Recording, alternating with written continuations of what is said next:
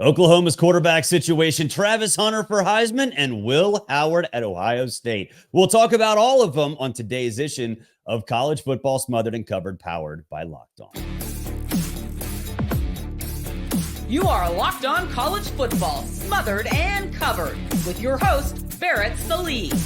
Your one-stop shop for everything college football. Part of the Locked On Podcast Network. Your team every day.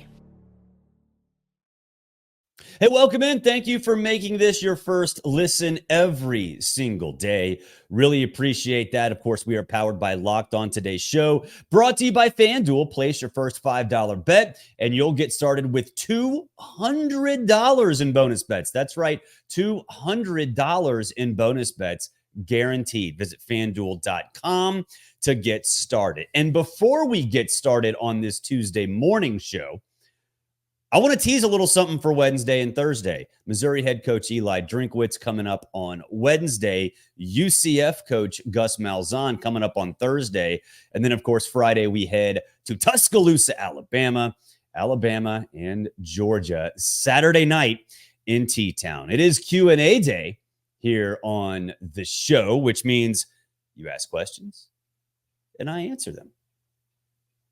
It's very easy. So we'll talk a little bit about Will Howard. We'll talk a little bit about Travis Hunter. Plus, we'll talk realignment at the end of the show. But let's get started. Jeffrey, he doesn't say where he is. He's to DM me.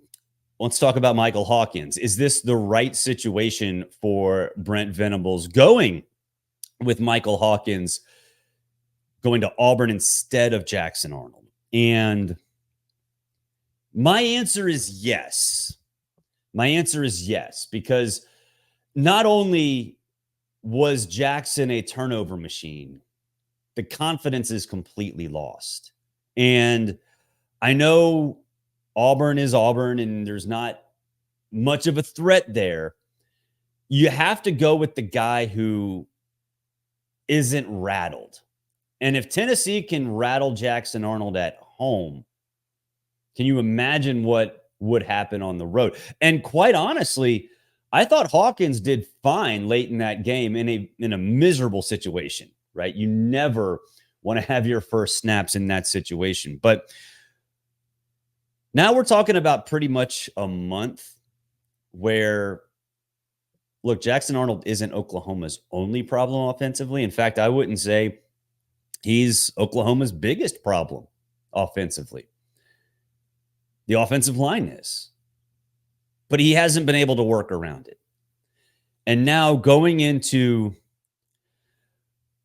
a very hostile environment. Now it's going to be hostile for a lot of different reasons. Namely, Auburn fans are really pissed off about their situation too. But Auburn's defense has not been an issue. In fact, that defense kept them in the Arkansas game for a lot longer than I expected while watching it. They kept them in that Cal game for a lot longer than I expected. They just ran out of gas. I mean, you can't be holding the rope the whole time. So why not go with the guy who at least is an unknown if you know that the guy who is known can't handle it? So I'm fine with it. Now, as far as Oklahoma goes, I think I said they'd go 8-4 with Jackson Arnold. I still think that's the case just because the schedule isn't as tough as I thought, or on paper anyway, what we thought it would be before the season started. Remember, everybody was like, oh my God, Oklahoma, I can't believe they're going to Auburn for their first road game. And that's fine. It's fine. Oklahoma's defense, like these two teams are basically the same, right? Nobody has a clue what's happening at quarterback. Both offensive lines have been underwhelming. The wide receivers have been dropping balls, and defenses have been lights out. So to me, you go the conservative route at quarterback. And for me, that's Oklahoma. That's Michael Hawkins. And for Auburn, that's actually Peyton Thorne. Because you didn't realize Auburn is averaging 8.03 yards per play. That's sixth in the country. Now, the turnovers have killed him, but they've been moving the dang ball. So if that's the case, you have to have the guy under center for Oklahoma who's not going to give them the ball. And of course, Jackson Arnold does that, has done that consistently, and I think will consistently do that moving forward. Next up, Greg Cowart. This question is from YouTube. You can subscribe on YouTube, set those notifications. Just search College Football Smothered and Covered. And I'll spare you the long question because it's about 2 paragraphs. But basically, the gist of it is, can Travis Hunter win the Heisman knowing that Deion is polarizing, unlikable, and that Colorado is going to be a losing team? I hope that covered it. You can go find it on YouTube. Whatever. But my answer is yes. And we talked about Travis Hunter yesterday on the show, and it's the best player in college football, the most outstanding player. Like on the Heisman Trust, it specifically says the best player and nothing about team success. Now, for me, and I have a vote, I kind of divide it up into 3 sort of areas, right? It's video game stats, like how good are you? Just overall, how good of a player are you? What's your contribution, like your value, so to speak? So if it's a quarterback, how bad would they be without you? And then what you do for your team. Like how does your team succeed or fail? How good is your team? You know, where do you lead them? And so Travis Hunter, to me, checks 2 of those boxes, the value and the video game stats. Like beyond any shadow of a doubt, he is top of the line for both. If Colorado goes 6-6, I'll tell you right now, I'm voting for him. Might vote for him if they go 4-8, 5-7. But the Deion being likable part, I separate that. I don't know about other voters, but I separate that. You can have an opinion on Deion. I don't think anybody doesn't have an opinion on Deion, right? But that, to me, doesn't skew what Travis Hunter does. There are going to be a lot of people that have votes. And I know a lot of them who don't focus on college football. I know a lot of them, some of them don't even work in the industry anymore. Or they work on the fringes of it. And some of them don't like Deion. And look, that's fine. I don't care. But they all know that Travis Hunter is an absolute freak show. They all know that this kid is, from a value perspective, from a can't miss TV perspective, the dude is unbelievable. They know that. And so I don't think it really matters if Deion's likable, if Deion is unlikable, if you hate Colorado, if you love Colorado. I don't think that there's anybody who doesn't love Travis Hunter. And the thing about it is, actually, I think that it could spin it in his favor, right? Because Colorado draws attention all over the place. Even if you don't watch college football, you're watching Colorado. It's the truth. So you'll see shots at Deion with his sunglasses and his cowboy hat, and you'll see Shador out there, but you always see Travis Hunter. And I don't think the two correlate. I don't think the likability factor correlates because everybody recognizes the talent. Even people who, like I said, don't follow college football on a minute-by-minute, hour-by-hour basis. But that's a very good question, Greg, and I really do appreciate it because we talked about this on yesterday's show. He's plus 1,200 to win the Heisman, and I'm sitting there looking around going, how the hell is he plus 1,200? He's the best player in college football by far right now. You can say Cam Ward's good too. I don't doubt it. I've seen him. He's awesome. But Travis Hunter's the best player in college football. And I don't think the likability factor for Deion really has anything to do with it, to be honest with you. We will take a break. When we come back, we'll talk a little bit about Will Howard. Will I be eating some crow? Maybe. It's college football smothered and covered. And of course, we are powered by Locked On. Today's show brought to you by 5 Hour Energy. I'm going to the Braves game tonight. Tomorrow morning, might be dragging a little bit, hopefully celebrating a win over the Mets. It's a lot to ask these days because the Braves are the most frustrating team in Major League Baseball. But tomorrow, either way, I'm taking my 5 Hour Energy shot in the morning. Why? Because 5 Hour Energy fixes tired very, very fast. Whether you have a long line of work to do or a list of DIY projects to tackle at home, or I don't know, you just didn't get any sleep the night before. Take a 5 Hour Energy shot so you can check everything off your list. If you're like me, you always have a lot going on. It's football season. My son's got travel baseball. My daughter's cheerleading starts. It's just never ending. It's never ending. I got a lot going on, but 5 Hour Energy makes it a lot easier for me to get through the day. When you get your supplies done, when you get done with any of your projects, chill out, get some sleep, wake up, get that 5 Hour Energy shot. It will do you right. With zero sugar and a convenient portable size, it's the perfect pick-me-up for getting stuff done.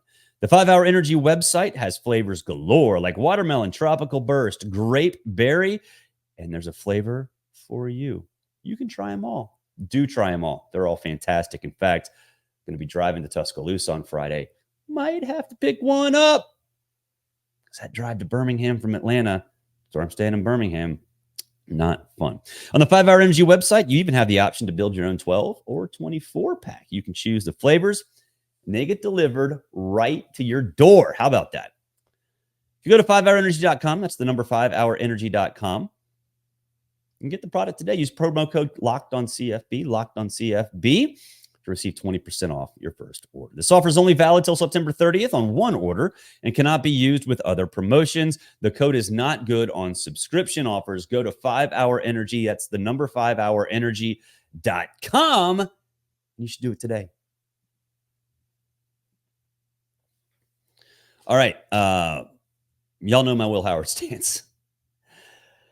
I've made it abundantly clear that I do not think Will Howard is a national championship caliber quarterback. I thought that because he lost his job to Avery Johnson at Kansas State, that he was going to go to Ohio State and just essentially be Kyle McCord.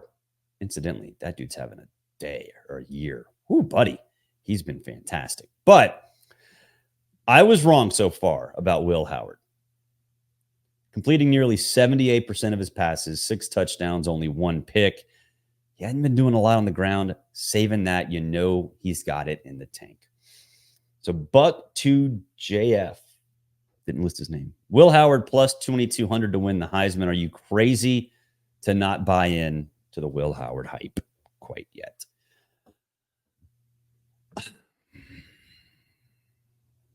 Not crazy. I don't want to bury the kid, and I'm not sitting here holding on to my take just because it's my take. I'm not being stubborn. Look at the competition. Now, I say it all the time. We're a month into the season. Ain't nobody played nobody. I get it. Like I know I'm kind of contradicting myself a little bit, but Ohio State really hasn't played a tough schedule. They will, starting pretty soon, but a lot of quarterbacks could have similar success with what Ohio State has had to do. That said, like I just said, they haven't unleashed Will Howard on the ground. That is important because, look, with Jeremiah Smith, Buke, with Quinshon Judkins, Trevor Etienne, like there are weapons all over the place for Will Howard. So he doesn't necessarily have to be that guy all the time. But we know it's in the tank. So, but I'm not ready to pull back on my, I wouldn't say Will Howard hate. I would say it's more like Will Howard apprehension. Let's see him do it in big games. Let's see him do it in big games. If he does it in big games, 100%, I will come off that stance. I will 100% come off that stance. Fully able and willing and absolutely love to make fun of myself and tell you, the viewer and the listener, how stupid I am. Because you want to say it, I'm going to say it too. And right now, I have doubts that my opinion on Will Howard is accurate. Not going to lie. I have my doubts. But I'm not willing to come off that stance yet, even though he's plus 2,200 to win the Heisman. And the Heisman's a different story. In fact, I would be reluctant to bet on anybody at Ohio State to win the Heisman because all of them are going to steal votes from themselves, especially Will Howard at quarterback, because everybody already knows Quinshon Judkins. Everybody already knows the wide receivers. They actually might get more love, which means there's no chance that Howard or I think anybody else on that Ohio State roster wins the Heisman Trophy. But not ready to come off yet. Not ready to come off yet on my Will Howard stance. Last thing, and this is from Bobby P3. I don't know what that means. Anyway, this is on YouTube too, so it's a long question. So I'm just going to summarize it like this. What's up with Georgia's running back situation? Can they control the line of scrimmage in Bama? I have been sort of reluctant to buy into Georgia's running back situation. I do not think Trevor Etienne's a 1A. You go back historically and look at Georgia's running back situation.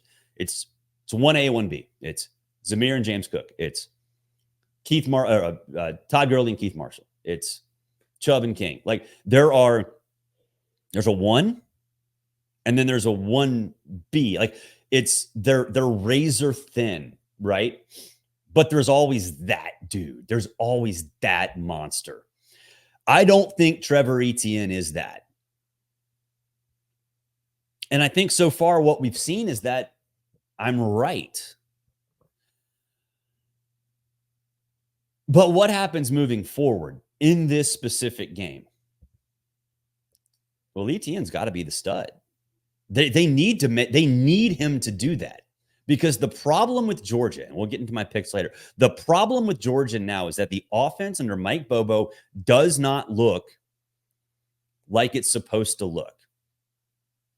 The rushing attack to me, and it's part of this is injuries, I get it, or suspensions, but the rushing attack to me has been pieced together, so to speak, through the first few games of the season, right? The passing attack has been sort of pieced together. I think that's a direct reflection of the rushing attack, right? Teams aren't threatened necessarily by what George is doing, so they can focus more attention on Love it. Some of these Oscar Delp. To me, that's going to tell the tale of the game. Does Trevor Etienne become that dude? And is there another one of those dudes behind him? I have my doubts against an Alabama defensive front that I think has been, it's not where it typically is for Alabama teams, but I think it can get there. A week off certainly helps. And a week off for Alabama, like, I don't think, usually in situations where you have a bye week before a big game, it's like, okay, you get to fine tune things. But for Alabama, after 3 games with Kalen DeBoer, it is like a whole new season is starting this weekend. So defensive front wise, we'll see. But man, that rushing attack for Georgia better get on it. And I still have my doubts. We'll take a break. When we come back, we'll talk about realignment. Realignment never stops. It never stops. It's college football smothered and covered. And of course, we are powered by Locked On.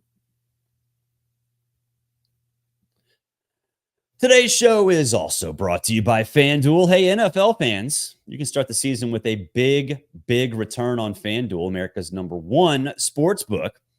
So when you get a hunch in the middle of the game, you can check out the latest stats, view live play-by-play, and so much more on the same page where you place your bets. That's right. It's all there for you. You'll get started with $200 in bonus bets guaranteed when you place your first $5 bet. That's right. You'll get started with $200 in bonus bets guaranteed when you place your first $5 bet. That's FanDuel.com, America's #1 sportsbook. Go to FanDuel.com.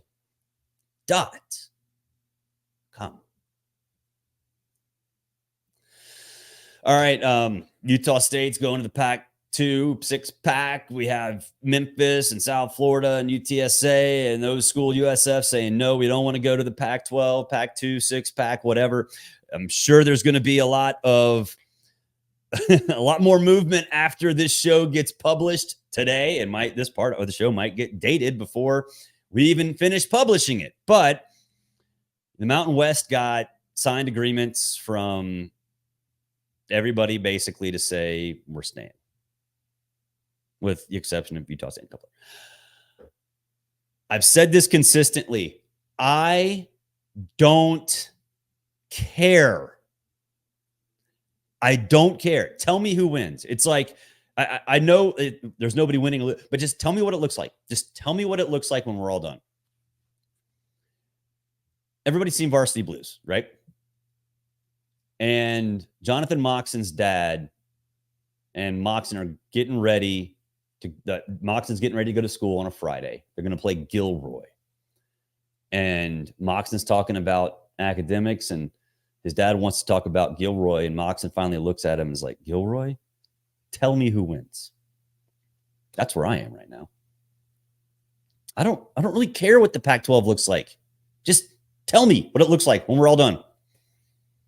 And quite honestly, I don't know why there's that much attention on this anyway. First, we're in the season. Like, there's so much more going on. But it's the Pac-2/6 pack. At very best, they're going to be West Coast AAC. Now, they're not even going to be West Coast MWC. They're going to have to go find North Dakota State, South Dakota State, like Montana. Like, it's not desirable. And the fact that there's no true linear television deal hurts because not everybody streams. You should, but not everybody streams. But I just don't care who the Pac-2 has, who the six-pack has. Clearly, they're having issues. Now, I guess they're the seven-pack. Clearly, they're having issues selling themselves to the Mountain West and to the AAC. And look, I get it. Those are actually pretty strong conferences. The Pac-2, six-pack, seven-pack, whatever it is, has a pretty, I think, strong foundation in the new media world, but that's not as desirable maybe as they thought.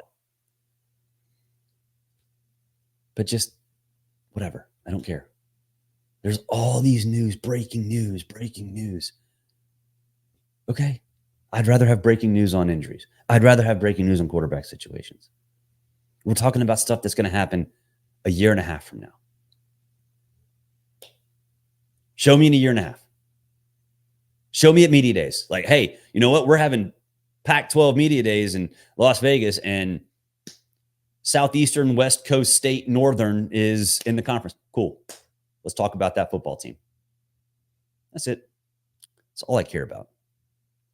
Quite honestly, this stuff gets really annoying. What isn't annoying is this show, because we're wrapping up. But remember, Eli Drinkwitz coming up on Wednesday. Gus Malzahn coming up on Thursday. And headed to Tuscaloosa on Friday. Big game at Bryant-Denny. Hey, thanks for making this your first listen. Hey, for your second listen, go check out Locked On College Football. Spencer McLaughlin does a great job getting you ready for the entire weekend, getting you ready for the season, getting you ready for everything going on in our beautifully dysfunctional sport. I'm Barrett Sallee. Thank you for watching. Talk to you tomorrow on College Football Smothered and Covered.